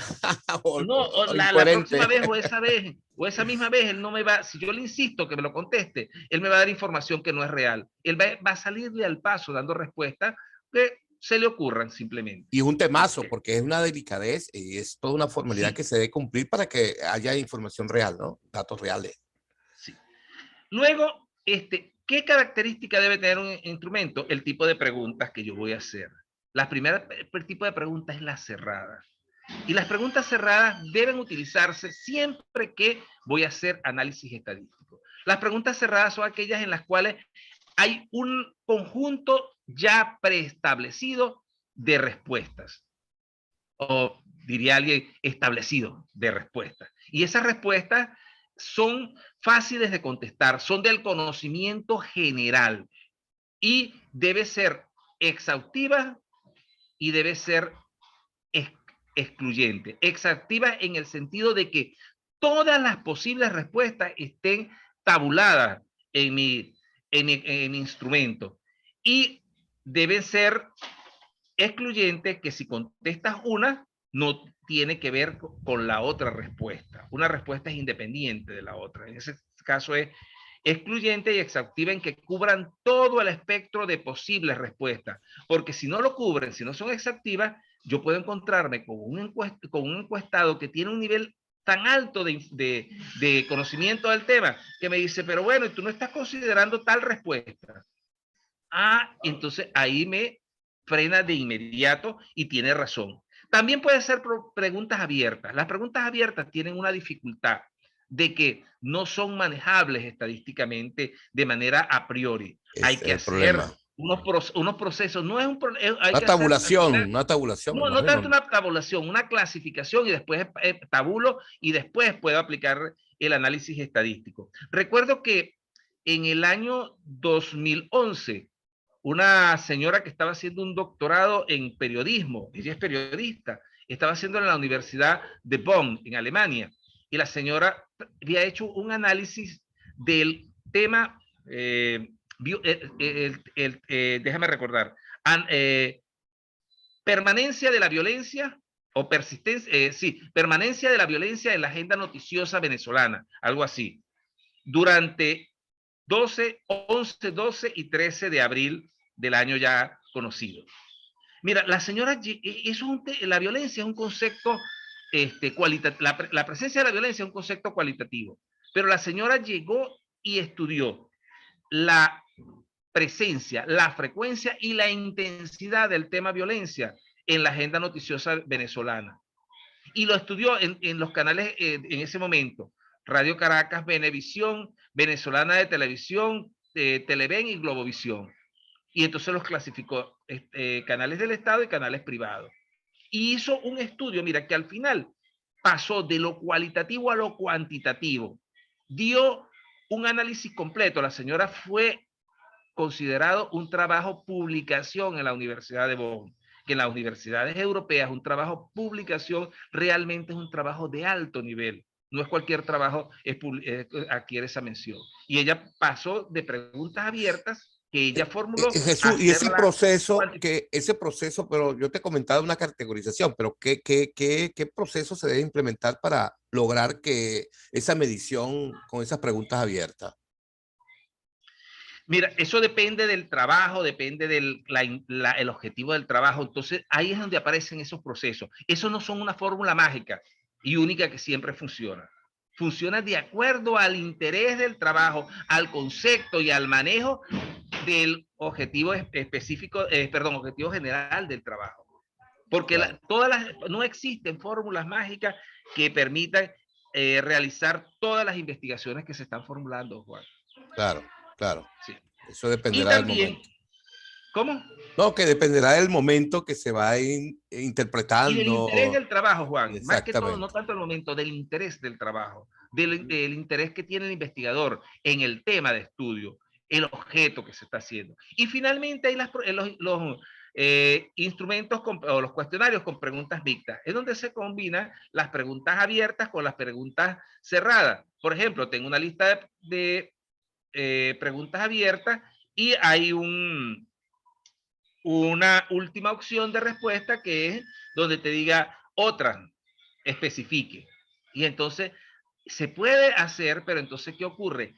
Que la codificación de los datos es bastante extensa y puede generar elementos muy amplios a la hora del análisis estadístico de los datos. Alguien dice que, por aquí vi una nota que preguntaba que si había disponibilidad de la presentación. La presentación está disponible. Te la puedo hacer llegar a Juan y a través de Juan o a través de mi correo yo se las puedo enviar sin ningún problema. Sí, Eso es yo se las envío al correo electrónico de los que de los participaron y participantes. de los que no Okay. participaron también. Tú sabes que Ok, tú tienes acceso a ellos y lo puedes hacer. sí, Dime, Juan. hay una pregunta que tiene la profesora Rosa Ajá. sobre la situación de las referencias bibliográficas, que muchos investigadores o tutores desconocen, los revisores desconocen pues, las diversas posiciones. Entonces, sería importante poder soportar todos estos elementos, obviamente con referencias bibliográficas. Creo que tú las puedes recomendar luego, ¿no? Bueno, se podría recomendar. Lo que sucede es lo siguiente. Volvemos al problema de las posturas de las personas. Yo hago investigación, acción participativa. Si tú no haces investigación, acción participativa, no estás haciendo investigación. Así me lo dijo una vez alguien. Y yo llegué y le dije, oye, no todos los trabajos se pueden enfocar en eso. Lo cuantitativo, yo tengo que hacer investigación cuantitativa. Resulta que no es investigación cuantitativa, lo que es cuantitativo es el análisis de la información, que es cuantitativo cualitativo. Así es. Cuando estás en esa postura, Claro. Pero estamos teniendo un poquito de problemas con el audio, Jesús. No te estamos oyendo bien. En todo caso, estamos aquí pues muy contentos de recibir estas orientaciones de Jesús. En todo caso, Jesús, si puedes salir, volver a entrar, porque se congeló tu imagen. Mira, qué temazo, ¿no? Qué temazo tan interesante lo que nos plantea Jesús. ¿Cómo estás, Juliana? Si puedes conversar. Ninoska, un saludo cordial, Ninoska. Estamos aquí esperando que Jesús se conecte nuevamente por el hecho de que, bueno, hubo a lo mejor una caída. Ahí está Jesús nuevamente. Vamos a oírlo. Aquí estamos, Jesús. Activa tu audio. Ajá, te falta activar el audio para que sigamos disfrutando de tu presentación tan excelente. Vamos a oír tu audio porque no te estamos oyendo. Interesante los temas que estamos compartiendo, que Jesús habla sobre cada uno de estos elementos. Bueno, ¿qué puedo decirles? Con la experiencia que tiene Jesús, cada uno de nosotros podemos nutrirnos, sobre todo como lo explica Jesús. Estamos aquí esperando, Jesús, que vuelvas a estar con nosotros. Creo que está tratando de conectarse nuevamente. Y fíjense, este mundo de la investigación para mí, bueno, ha sido una escuela, una universidad, no una escuela, una universidad de cosas. Tantos elementos, a veces uno cree, yo que soy sistémico, considero que a veces las investigaciones son un estándar, pero realmente no es así. Hay una dinámica que hay que respetar, hay una dinámica que hay que acoplarse. Y bueno, todo dependerá con qué se mida, con qué se interpreta el dato. Entonces, no te oímos, Jesús. Tienes el micrófono en mute, apagado. Activa el micrófono, posiblemente sea ese el error. Es una pequeña falla técnica allí. Dale en mute, donde dice micrófono, podemos activarlo nuevamente. Aquí está. Bueno, vamos a esperar que Jesús... ¿Me escuchas, ahí Juan? está. Ahí sí, ya te podemos oír nuevamente, Jesús. Perfecto, Juan. Creo que ya Bueno, estamos Juan, casi culminando, ¿verdad? Esperemos sí. que estemos, bueno, vamos a estar muy alerta de todo tu contenido. Si quieres dar, digamos, el complemento que hace falta, comparte la pantalla, si puedes compartirla. Ajá, tengo compartida la pantalla. O- ¿Lo estás observando? no la estamos observando. Vamos a revisar nuevamente. Vamos a revisar nuevamente a ver qué está ocurriendo, porque es lamentable, ya nos queda poco para... Ok, ahí está. Ahora, Ahora ¿sí? sí, ahora sí estamos viendo tu pantalla. Bueno, Juan, nos queda poco, sí, gracias a Dios, para Ok. conversar. Ajá. Y tenemos algo importante. Puedes ejecutar la presentación para que... Ok, Sí, listo. sí, estábamos hablando del tipo de preguntas, luego Ok. hablábamos, hay algo importante. Las preguntas deben tener una escala de respuesta. Y las escalas de respuesta tienen dos opciones. Las escalas del tipo de acuerdo a la escala de medición, que es lo que llaman las escalas estadísticas, que es la nominal, cuando simplemente estoy dando un conjunto de respuestas que determinan la segmentación en grupos de la muestra.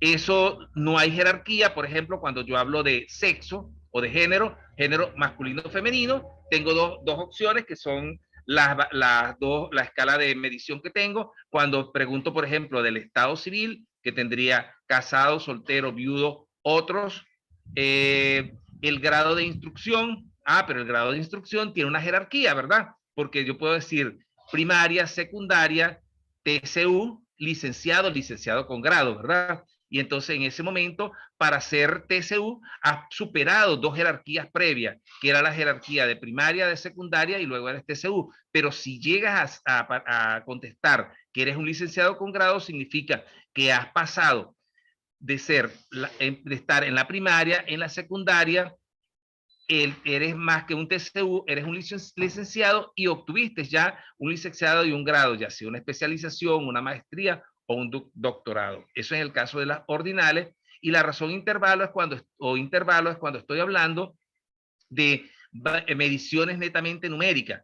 Puedo hablar de la temperatura, puedo hablar de el peso, de la edad, de producción de leche, puedo hablar de producción de carne, puedo hablar del tiempo que tarda un atleta en alcanzar una meta. Entonces, todas esas son escalas de tipo numérico. Y también tenemos las escalas de tipo actitudinal, y en ese momento estamos hablando, en primer lugar, de la muy conocida escala de Likert, que hablar de la escala de la de Likert es hablar de una escala de actitud que tiene 5 elementos, no 4. Porque la gente dice, no, tengo una escala de Likert de cuatro opciones. No, la escala de Likert, como la definió Likert, fue de 5 elementos. Ajá. Que tiene un punto intermedio o tercio excluido, que es donde existe un estado de incertidumbre acerca de la actitud, que la actitud tiende a un extremo o hacia el otro, que no está totalmente definida. Están las escalas tipo Likert, que pueden ser de 3 opciones o de 4, pero no siempre de 5, que esas de 4 es la que algunas veces la gente confunde con la de Likert. Y las de 3 opciones. Tengo la escala de Guttman, que es una escala de tipo cuestionable, de opinión generalizada, y está el famoso diferencial semántico. Eso se estudia cuando se está diseñando el instrumento, se hace un estudio detallado de cuál es la escala de respuesta que se adecua a nuestro instrumento, y en ese momento estaríamos en presencia de estos tipos de escalas. Entonces hay que definir y tener claro qué es lo que yo quiero, y eso se tiene claro cuando realmente nosotros hicimos el estudio de las definiciones teóricas, de la operacionalización de variables, del marco teórico que fundamenta nuestra investigación. ¿Qué condiciones debe tener un instrumento? En primer lugar, la validez, y se refiere al grado en que su aplicación repetida a diferentes individuos produce resultados iguales. Cuando hablo de aplicación repetida, no es que voy a aplicarla varias veces, sino que yo la aplico a diferentes individuos y todos van a entender y van a poderme dar la respuesta real de lo que está viendo el instrumento. También la validez se puede hacer a través de juicios de expertos, y cuando se hace una validez del instrumento con juicio de expertos, debemos conformar un panel de 3 individuos: un especialista en el área de investigación, un especialista en estadística y un especialista en metodología. Volvemos otra vez a lo que les decía al comienzo: aparece el estadístico como el psicoanalista de los problemas que tienen los datos, y entonces ese juicio que se emite me da un conjunto de respuestas. Normalmente ese conjunto de respuestas la gente no lo considera, simplemente considera una carta. Y cuando se hace esa escala de opinión de los expertos, aparecen los rangos. Y esa escala de rangos, me disculpa un momento, es la que me permite a mí tener una validez real, una validez que vaya más allá de la opinión de un amigo, como escribo al final. Porque algunas veces nosotros cometemos la ligereza de decir: mira, Juan, yo necesito que tú me valides este instrumento. Y tú vienes y dices: bueno, Jesús, yo te conozco, lo que tú hiciste está bien, y me llena la planilla como si todo está bien. Y no necesariamente por el hecho de que yo conozco de instrumento, el instrumento está bien, porque en un momento determinado, cuando estamos redactando algo, nosotros pensamos que estamos escribiendo lo que pensamos, y no siempre es así. Entonces, si viene un observador o un validador que maneja el lenguaje, puede encontrarse el uso inadecuado de preposiciones, de conectores, y ahí es donde es bueno que el validador haga el estudio real. No es que confíe: bueno, como tú lo hiciste y tú conoces el tema, eso está bien. No, eso no es así. Entonces, y la parte del análisis de la escala de rango, nadie lo hace.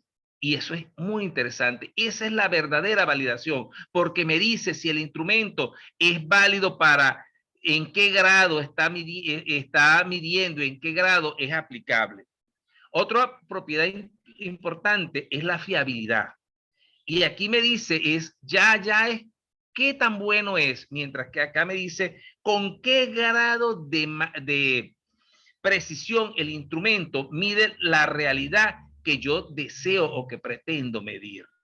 Y ahí es donde aparece el famoso coeficiente de fiabilidad o confiabilidad, como algunos lo llaman, que es estimado mediante diferentes procesos. Ese es un valor que oscila entre 0 y 1. 0 cuando se dice que el instrumento no mide nada, y eso es totalmente falso, porque un instrumento siempre mide algo, y 1 cuando el instrumento lo mide todo perfecto, y no hay instrumentos que midan todos perfectos. ¿Por qué no lo hay? Porque hay volubilidad en la información asociado con las conductas humanas, y las conductas humanas generan errores. Lo genera el que está aplicando el instrumento, lo genera el que diseñó el instrumento, lo genera el que está contestando el instrumento. Entonces, encontrar un instrumento con una precisión y una confiabilidad de 1, oye, eso a mí me causa ruido y no blanco, eso me genera duda. Y debo decir: bueno, vamos a revisar esto porque esto no es cierto. Recuerdo que una vez una señora llegó a presentar un trabajo de ascenso y el instrumento le daba 1, y yo le dije: 1 para un instrumento que tenía que ver con unas encuestas, eso es imposible, le dije. Ella se molestó mucho conmigo y me dijo que bueno, que yo le estaba generando problemas. Le dije, menos mal que te lo dije, fue aquí en privado, no lo dije a la hora de la presentación del trabajo. Los métodos de estimación, bueno, esto es el procedimiento de cálculo con que yo puedo estimar el coeficiente de fiabilidad. Y ahí aquí aparece el famoso KR20, que es cuando tengo variables dicotómicas, es decir, variables cuya respuesta es sí o no. Es decir, que hay dos opciones nada más. El alfa de Cronbach, que es una generalización al KR20 o Kunder-Richardson, que es el KR20, y aquí se puede aplicar a cualquier instrumento que tenga una escala tipo Guttman, una escala tipo de Likert o tipo Likert, y es en el caso particular de que los instrumentos sean las respuestas todas dicotómicas, entonces el alfa de Cronbach coincide perfectamente con el KR20 Kunder-Richardson. Y el Pareto, las dos mitades. Y aquí, para hacer la estimación de esta fiabilidad o confiabilidad, como algunos lo llaman, hay que apoyarse en las pruebas piloto, que es una prueba que se realiza a una muestra, llamémosla entre comillas, de individuos que no van a participar en el estudio total, pero que tienen las mismas características y que pueden aportarme información relevante por el conocimiento que tienen del tema de investigación.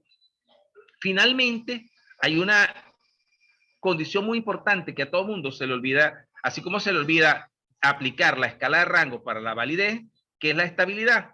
Y la estabilidad es la capacidad que tiene el instrumento de mantener o no el coeficiente de fiabilidad si se va eliminando uno a uno los ítems que la conforman. Y en este caso, si la variabilidad no es amplia en el coeficiente de fiabilidad, entonces el instrumento es estable y se deja. Pero si la variabilidad que tiene el coeficiente de confiabilidad cuando se elimina un instrumento, el coeficiente aumenta significativamente, el ítem es de poca importancia y se puede eliminar. Y eso es lo que es recomendable, porque ¿qué ocurre?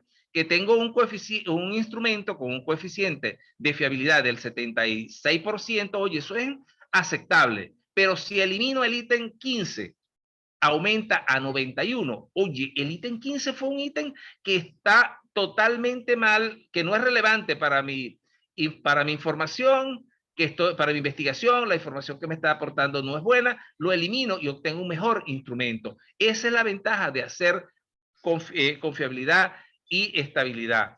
Pero, ¿qué ocurre? Que si al eliminar el coeficiente, el instrumento, la confiabilidad del instrumento cae muchísimo, el ítem estaba superestimando, estaba haciendo una estimación muy por encima de lo que debía estimar, y entonces ese instrumento está mal formulado, debemos revisarlo para ver qué está ocurriendo, si en verdad debe estar o si lo eliminamos y reformulamos nuevamente las preguntas. Entonces ese es el enfoque que tenemos.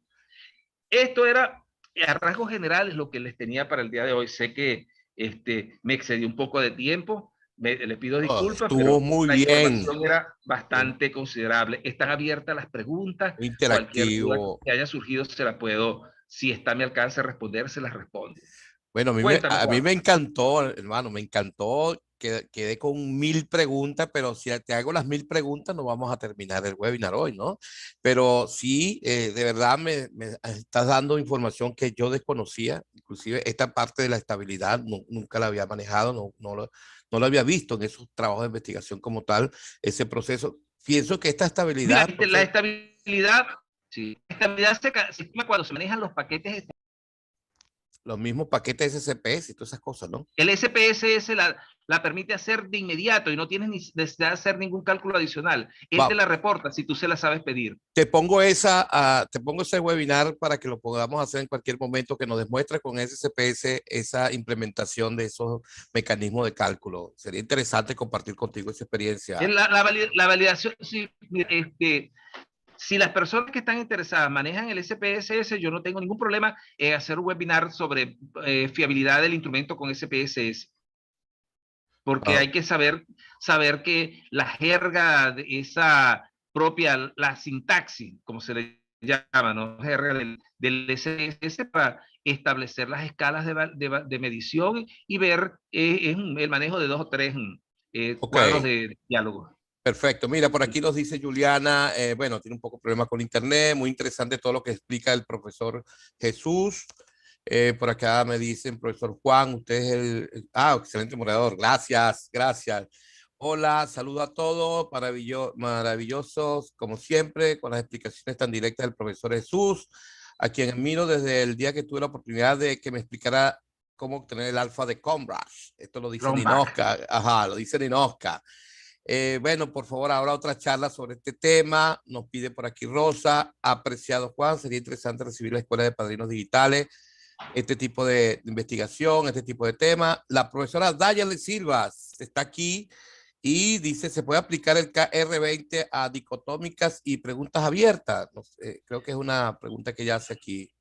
No, es que las preguntas, lo que dije al comienzo, las preguntas abiertas no llevan un tratamiento estadístico, al menos que se haga un proceso de cuantificación de esas respuestas, ya sea utilizando una opción de, de presencia, frecuencia e intensidad, que utilizando esas 3 condiciones se puede establecer escalas de medición perfectamente medible estadísticamente cuando se tienen preguntas abiertas, pero hay que hacer ese proceso, que ese es lo que es más trabajo que hacer un instrumento con preguntas cerradas. Jesús, ¿un investigador nace o se hace?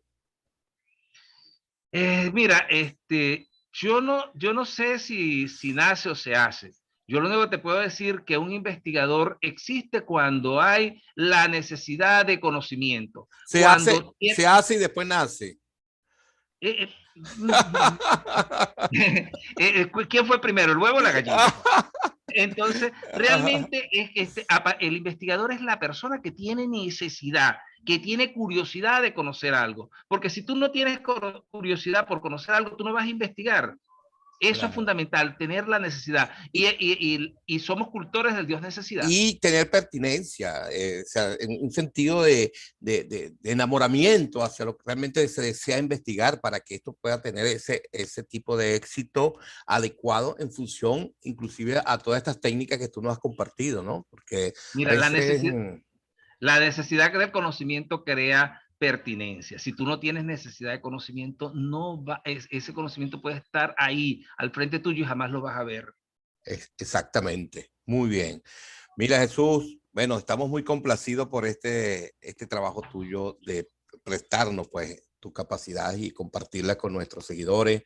Estará disponible, ya está disponible esta presentación, este webinar está disponible en Facebook. Pronto lo vamos a subir en el canal de YouTube también allí para que compartamos todo este tipo de contenido, que es un contenido excelente.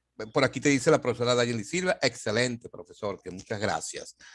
Así que bueno, nos vamos a despedir, Jesús. ¿Tienes algunas palabras para concluir? Bueno, los instrumentos de recolección de datos siempre están disponibles para el que desea investigar. Y hay que saber la teoría para poderlos construir, es lo único que les puedo decir. Y mis contactos los manejan a través de Juan perfectamente, pues mi teléfono, mi correo y mi WhatsApp. Perfecto. Perfectamente, eso lo vamos a compartir con todos los que están aquí. Y bueno, en nombre de Total TIC, que es la marca que nosotros representamos y que nos presta también este tipo de apoyo, queremos agradecerles la participación de quienes están oyendo, están disfrutando de este especial webinar que hacemos generalmente los sábados con invitados realmente que nos ayudan a fortalecer nuestras capacidades. Así que muchas gracias por su participación, muchas gracias Jesús nuevamente. Estamos completamente a la orden para preparar cualquier otro tipo de actividad académica que nos apoye, que nos ayude en estas épocas tan extrañas que vivimos a fortalecer nuestras capacidades. Así que muchas gracias Jesús, estaremos en contacto y bueno, un abrazo hermano. Un abrazo hermano y que feliz día a todos los que participaron. Muchas gracias. Hasta luego, pues.